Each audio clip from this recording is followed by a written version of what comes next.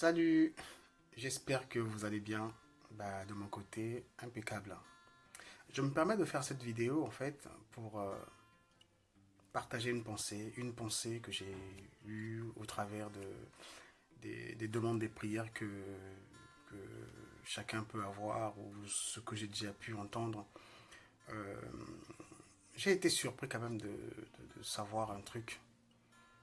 Comment est-ce qu'on peut faire une demande de prière? On peut demander à Dieu euh, euh, de le bénir avec une voiture ou avec le travail ou de le bénir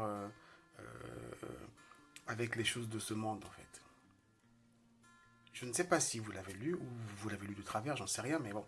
Mais il est écrit dans la Bible, dans le livre de Psaume 2 au verset, moi je prends à partir du verset 8, mais je vous demande de lire quand même à partir du verset 1er, du verset 8, la Bible dit, demande-moi, c'est Dieu qui parle, il dit, demande-moi et je te donnerai les nations pour héritage. Il dit, je te donnerai des nations pour héritage. Je ne te donnerai pas le mariage pour héritage, mais des nations pour héritage.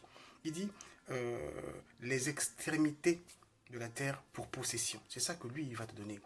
Il ne va pas te donner un mariage, il ne va pas te donner une voiture, il ne va pas te donner de l'argent, il ne va pas te donner un compte en banque rempli. Non, il dit, je te donne une nation. Mais qu'est-ce que Dieu a enfoui dans une nation? Il y a quoi dans la nation?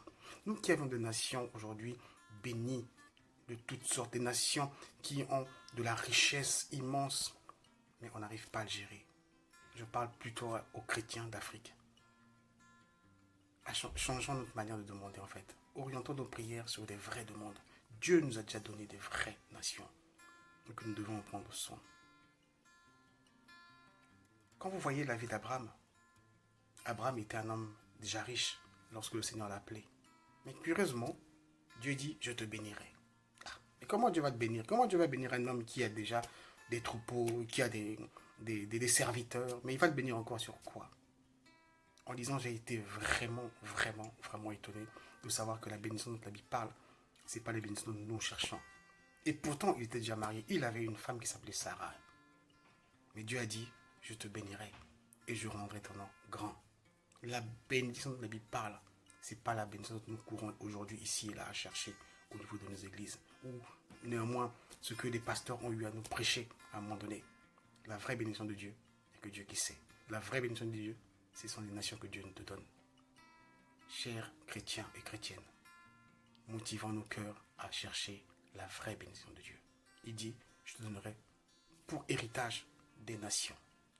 Et toute l'extrémité de la terre, ce sera pour toi. Change ta mentalité. Change ta manière de penser. Change ta manière de chercher les choses de la vie. Et tu verras le reste. Ces nations seront à toi. Que Dieu te bénisse.